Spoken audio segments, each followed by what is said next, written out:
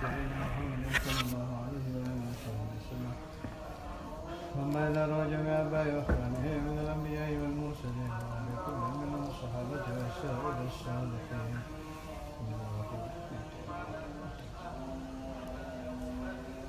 ثم إلى أرواح سادتنا أبي بكر وعمر وعثمان وعلي سائر أسد الرسولين ومن سيدنا فاطمة الزهراء وخديجة الكبرى وعائشة الصغرى ثم إلى سيدنا حسين ثم إلى سيدنا علي سيدنا عبد سيدنا محمد اللهم سيدنا جعفر الصالح الجميع ثم إلى سيدنا المهاجر اللهم بن عيسى بن محمد بن علي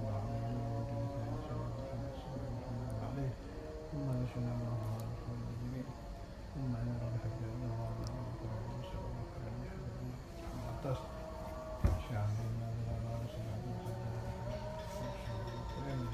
سلسلة طريقة السعادة العالمية ثم إلى جميع أصحاب القلوب إلى الله خصوصا منهم سلطان الأمير شيخ جلاله سيد أحمد كامل سيد محمد رسول سيد أحمد البلدي ثم إلى جميع الأبطال والأبطال والإنجاب والله وأهلنا وأهل درب جميع أوليائك أجمعين وعلى علمك تعلم بأسمائهم ثم إلى رسل ضال الأولياء مولانا الشريف هداية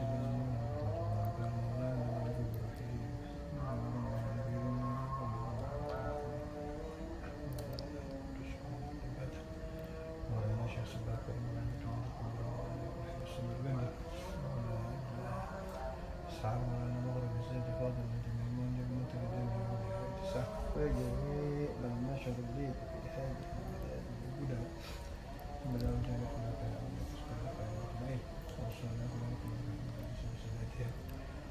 ثم إلى خصوصا سيدنا مولانا الحافظ المسلم عبد الله الإمام الحافظ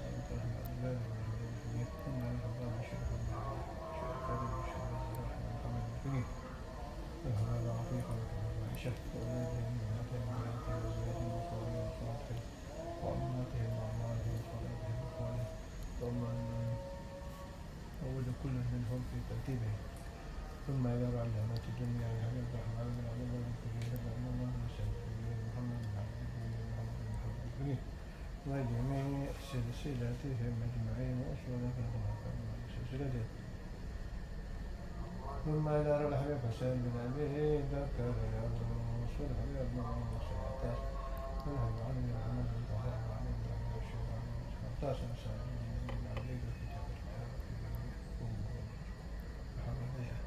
في جامع الشرقية والأسطورية الحبيب محمد بن الحجاج بن أحمد بن طاهر العطاس الحبيب محمد بن أحمد الصديق من بجاري من مسلم وقومين من سيد السلطان والشرقي المفردي من شافعي مالك حنفي حنبلي من غزالي رب العربي سيد عبد العزيز سيد الله جميع علماء وأولياء أهل السنة والجماعة والإجماع والسنة وسلسلتهم إن الكفر بالله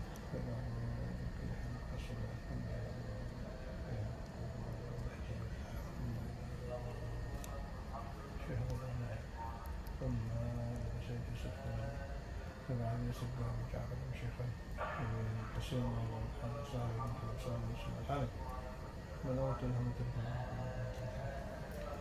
ثم لو جميع أصحاب الموارد خصوصا بعد محمد حسين من الهدي بعيد بن عبد البشير وجميع الأنشاء المولد والأنشاء سيدنا النبي الأولياء المسلسل عبد محمد حسين محمد رسول الله صلى الله عليه وسلم وسلام ثم إلى كل ولي وولية من مشارق الأرض أنا ولد صلاة وكبير وعظيم وضامن سيد الجن والرسول وأخلاق سلسلته ثم إلى روح مولانا إسماعيل الجاهد حشيم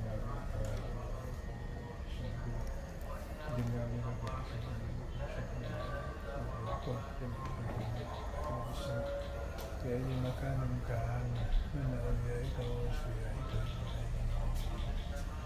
ثم لا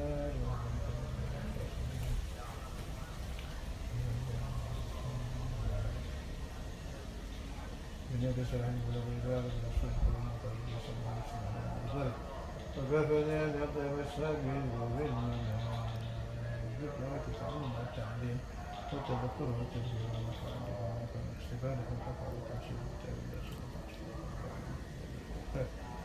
في رمضان والفوائد والفاتحة والتأشف الأول ثم العلم والكتب والكتب وإياكم بركات النصر على من وعلم في الدين والآخرة ونحن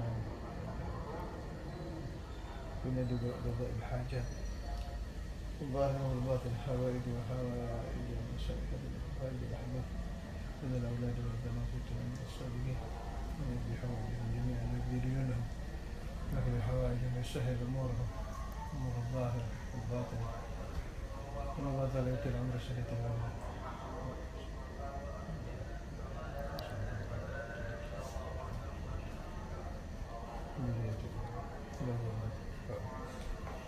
الفاتحة إلى حضرتك. أعوذ بالله من الشيطان الرجيم. بسم الله الرحمن الرحيم.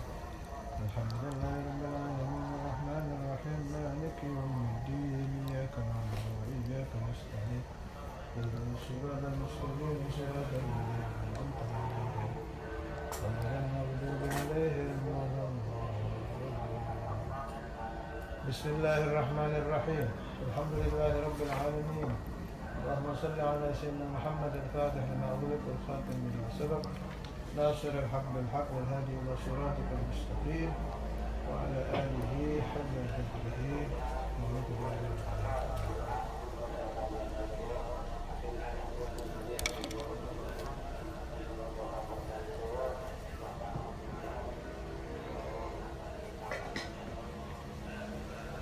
أعوذ بالله من الشيطان الرجيم. بسم الله الرحمن الرحيم. ألف لام ميم.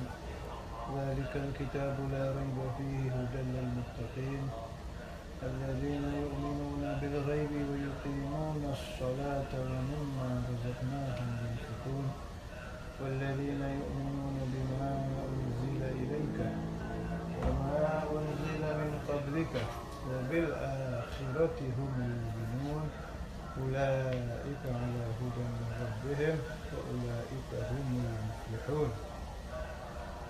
إن الذين كفروا سواء عليهم أأنذرتهم أم لم تنذرهم لا يؤمنون ختم الله على قلوبهم وعلى سمعهم وعلى أبصارهم غشاوة ولهم عذاب عظيم. ومن الناس من يقول آمنا بالله وباليوم الآخر وما هم بمؤمنين يخادعون الله والذين آمنوا وما يخدعون إلا أنفسهم وما يشعرون. Sekarang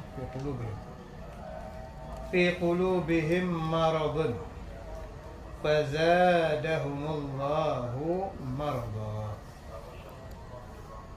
Di dalam hati-hati mereka orang-orang munafikin, orang-orang yang hatinya ingkar kepada Allah, maradun ay syakkun wa zulmatun. Penyakit, bentuknya penyakit itu keragu-raguan.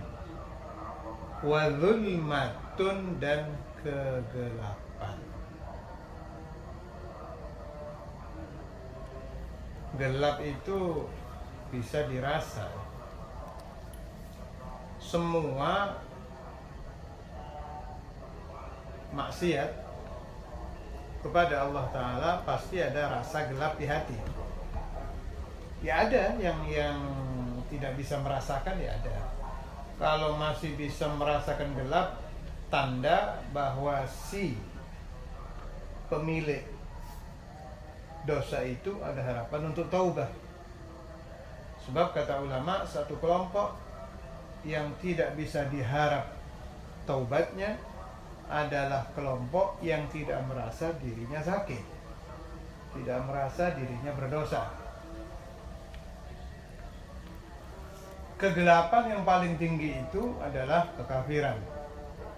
Maksiat kepada Allah Ta'ala yang tertinggi juga kekafiran. Entah kekafiran itu terang-terangan atau disimpan di hati seperti kelompok munafikin, tapi itu kegelapan yang paling tinggi. Tidak ada lagi kegelapan yang lebih dari kufur dan dari nifak. Kufur dan nifak itu saudara kandung, sama saja. Bedanya kalau kufur terang-terangan, kalau nifak, yang saya maksud nifak di sini nifak i'tiqadi, disimpan di dalam hati. Wasyai'u bisyai'i yudhkar, di sini disebut kegelapan.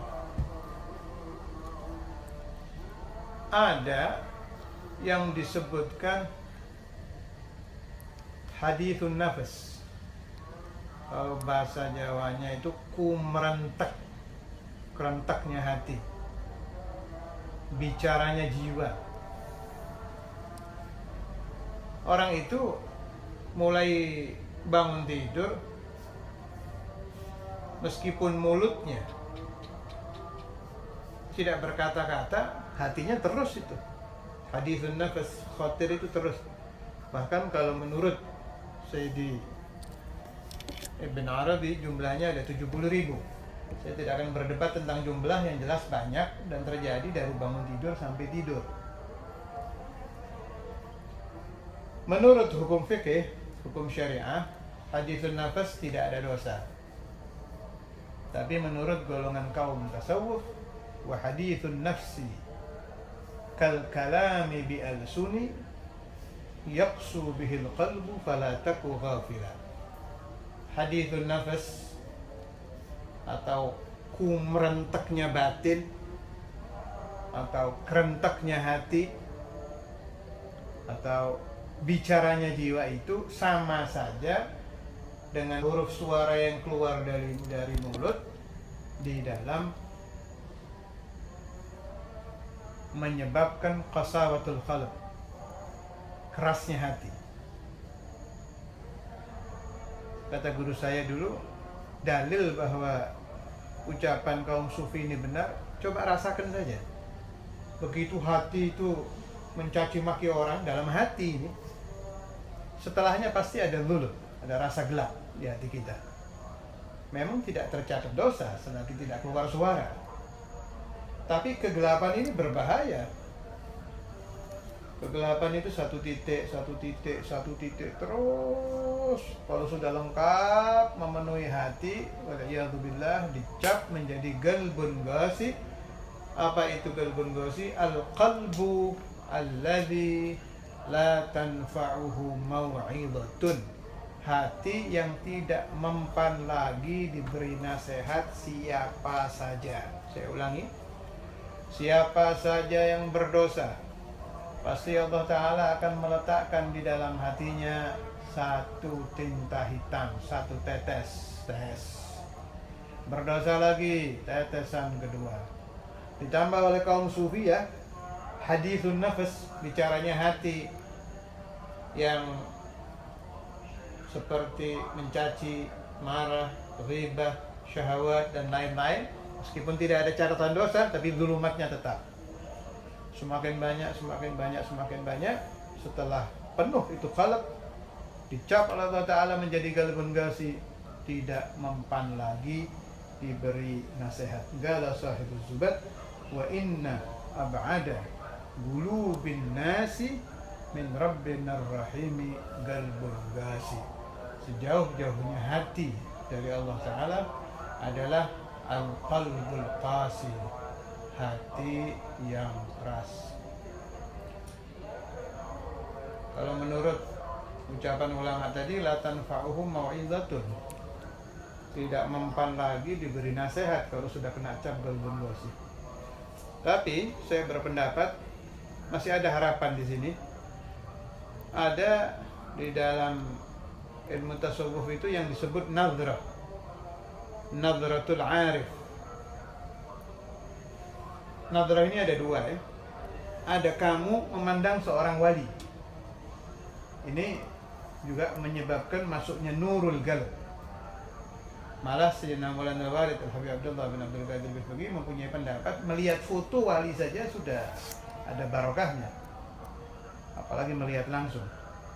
Saya ingat lagi Sayyidina Maulana Walid juga pernah mengatakan, an-nazar ila quburis salihin, melihat ke makam-makam para wali. Kata beliau menambah iman. Tapi yang dimaksud bisa menyembuhkan galbun gos ini bukan kamu melihat wali, bukan, tapi si wali yang menadroh kamu, nadratul arif. Bahkan Maulana Imam Al-Habr Al-Habib Abdul Qadir bin Ahmad Al-Huwi radhiyallahu ta'ala anhu, afani wa iyyakum bima ladaihi min al-asrar wal anwar wal ulum wal fudum fid darain ali. Beliau pernah mengatakan bukan golbun gosi lagi yang bisa sembuh oleh nadrah arif billah itu.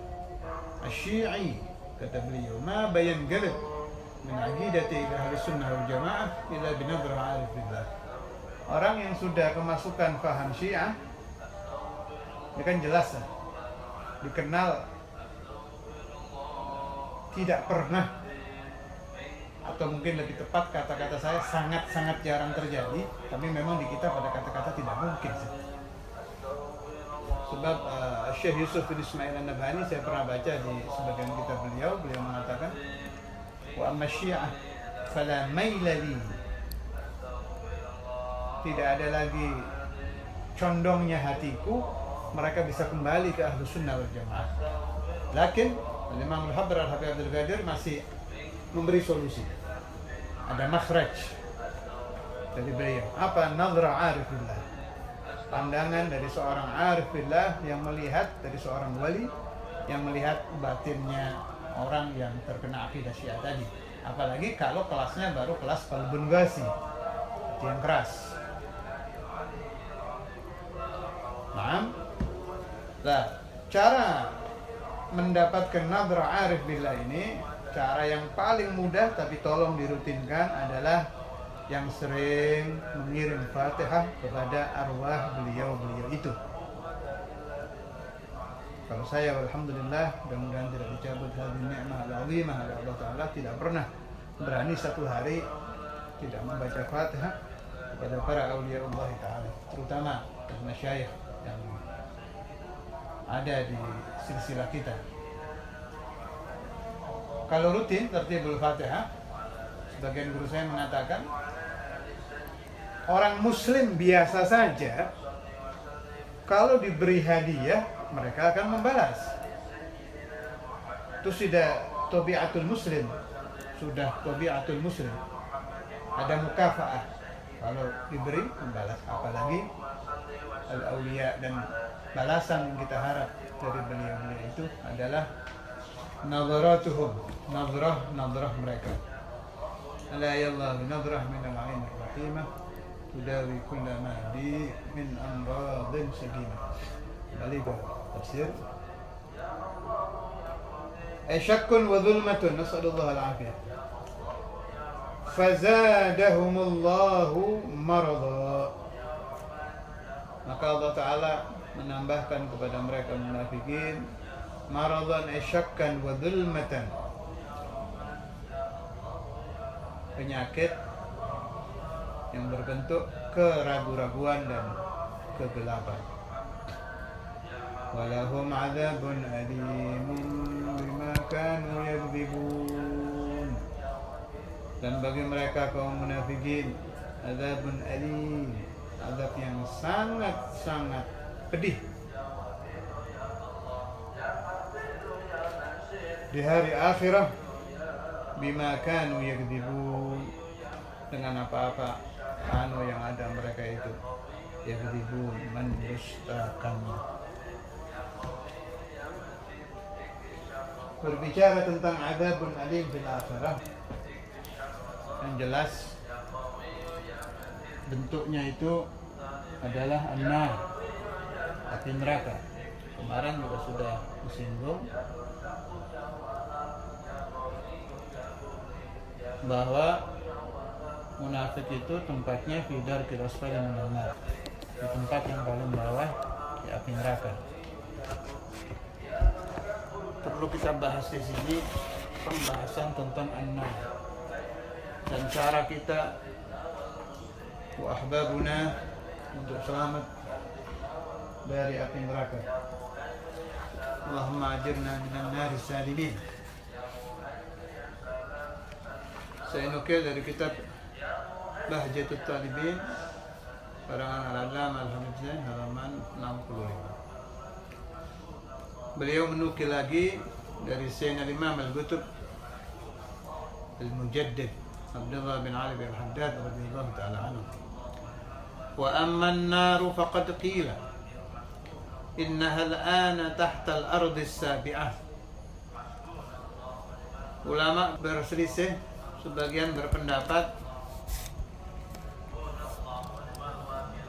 neraka itu sudah ada saat ini di bawah bumi, atau lebih tepat lapisan bumi yang ketujuh. Saya pernah mendengar ya, tapi ini saya tidak bisa mempertanggungjawabkan riwayatnya. Sebab saya dengar dari ba'dul ikhwan, mereka entah mendapat dari internet atau dari qila wa qila, dari bulan dan dari bulan. Katanya pada tahun berapa gitu ada orang barat menemukan neraka di bumi yang paling bawah. Nggak tahu pakai alat apa itu. Artinya menemukan neraka, mereka mendengar suara-suara, jeritan-jeritan yang sangat menyayat hati. Karena itu akhirnya amanu binnar, mereka beriman bahwa neraka itu ada, tapi tidak amanu dengan lawannya, tidak beriman kepada surga. Padahal tidak bisa dipisah itu ya. Allah Ta'ala tiap menciptakan itu pasti berpasangan, ada laki, ada perempuan, ada langit, ada bumi, ada neraka, ada surga. Sekarang pembahasannya tentang an-nar, makanul munafiqina wal kuffar. Wa qila tahta al-bihar. Sebagian ulama berpendapat di bawah laut-laut. Wa hiya darakatun ba'daha tahta ba'd wa 'adaduha sab'un. Tolong diingat, wa 'adaduha sab'un. Bilangannya ada 7.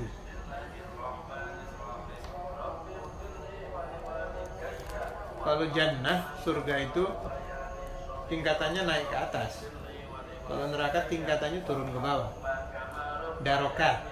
Darokat itu tingkatan tapi menurun. Wa a'lahunna jahannam li'usatil muwahhidin. Bagian neraka yang paling atas disebut neraka jahanam, tempat untuk ahli maksiat dari kelompok muwahhidin, kelompok ahli tauhid. Wa asfaluhunna al-hawiyah, yang paling bawah neraka hawiyah. Wa hiya allati la qa'ra laha wa la qarar intaha. Tidak ada ujungnya di bawahnya, saking dalamnya. Qultu wa qad nazama, tadi qaul Imam Al-Haddad selesai sampai situ. Ini ucapan Habib Zain. Wa qad nazama ba'duhum asma' jahannam bi qawli lin-nari sab'u tabaqatin mu'lamah jahannamun ladha kadzaka al-hutamah thumma as-sa'iru saqarun thumma al-jahim hawiyatun min kullin 'audan bir-rahim. Jadi yang paling atas neraka jahanam,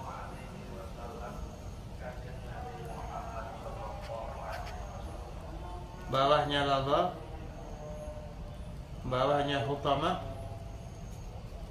bawahnya sa'ir, bawahnya lagi saqar, bawahnya lagi jahim, bawahnya lagi hawiyah. Jahannam, ladha, hutamah, sa'ir, sagar, jahim, hawiyah. Sayyiduna Sanusi radhiyallahu ta'ala anhu dan para pengikut beliau, wa ana wa iyyakum minhum insyaallah, menerangkan ini hanya bisa saya baca. Untuk kelanjutannya silahkan belajar ke ulama-ulama ahli tauhid, terutama di pesantren atau Tauhidiyah Tegal pada Syekhuna Ki Ahmad dan Syekhuna Ki Hasan. Ini saya nukil dari Syarh As-Sunusiyah halaman 74. Saya ulangi lagi, ini sekedar menganjurkan untuk yang ingin mengamalkan ini silahkan belajar pada ahlinya. Di sini diterangkan di halaman 74 ada di dalam pemahaman hudutsul alam yang disebut matalibus sab'ah, matlab 7. Artinya matlab 7 itu pembahasan yang dicari yang jumlahnya ada 7. Wa bi ma'rifatiha, dengan memahami matalibus sab'ah, matlab 7 ini, yanjul mukallafu, orang bisa selamat min abwabi jahannam as-sab'ah, dari 7 pintu neraka. Dari 7 neraka, siapa yang faham matalibus sab'ah dijamin tidak akan sampai masuk ke dalam api neraka. Faedah matalibus sab'ah ini untuk memahami hudutsul alam. Faham hudutsul alam untuk menemukan sifat wujudnya Allah, bahwa Allah itu wujud dan Allah qadim. Alam ini hudud, baru, berasal dari tidak ada.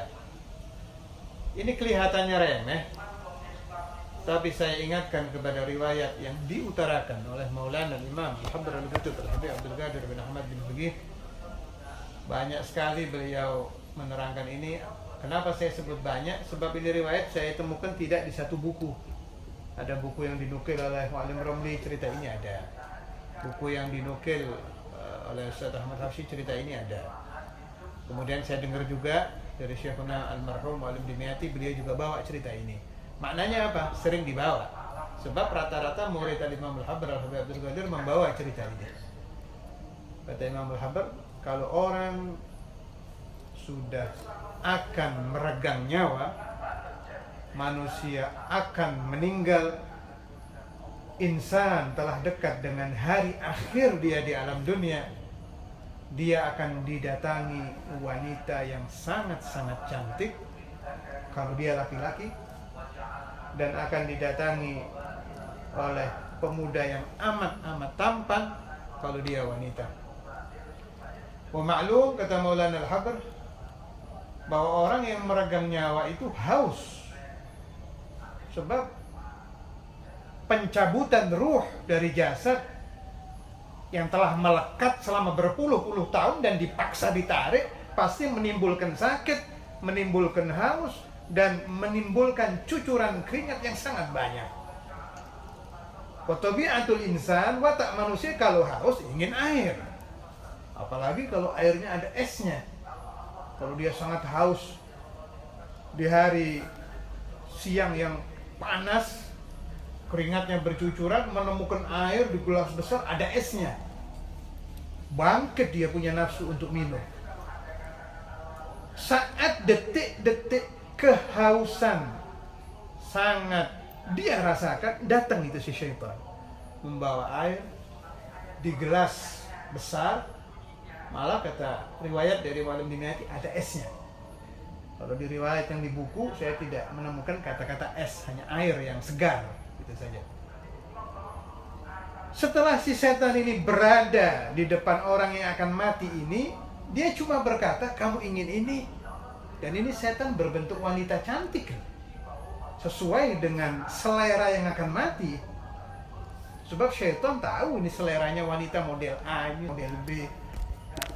Kalau yang perempuan, selera laki-laki model begini, yang ini yang disesuaikan dengan hawa nafsunya. Yang diminta setan cuma satu, kamu ingin ini dan ingin saya. Katakan bahwa alam qadim, bahwa alam tidak ada awalnya.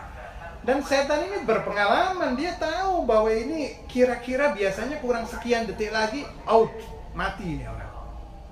Meskipun tidak ada yang tahu detik kematian kecuali Allah Azza wa Jalla. Tapi tanda-tanda dia tahu. Begitu dia lihat tanda-tanda sudah hampir mati, begitu ini calon mayit mengatakan ya alam ghaib, mati dia. Mata ala su'il khatimah. Maka mayit tadi meninggal dalam keadaan su'ul khatimah kubra. Supaya Anda tahu su'ul khatimah dibagi dua, ada su'ul khatimah sughra, orang yang meninggal waliyadzubillah dalam keadaan minum arak, dalam keadaan berzina, dalam keadaan melacur, dalam keadaan dia berbuat dosa, tetapi tetap yashhadu an la ilaha illallah wa anna muhammadar rasulullah, famasiruhu ilan nar, tapi bakal keluar. Dia akan masuk neraka, tapi akan keluar. Tapi kalau sampai kejadian tadi dia mengatakan bahwa alam qadim tidak ada awalnya, wa mata, dia meninggal dalam keadaan su'ul khatimah kubra yang kekal di api neraka. Nas'alullah al-afiyah. Rabbana taqabbal minna wa qbalna bisirri asrar al-Fatihah wa ila hadratin Nabi.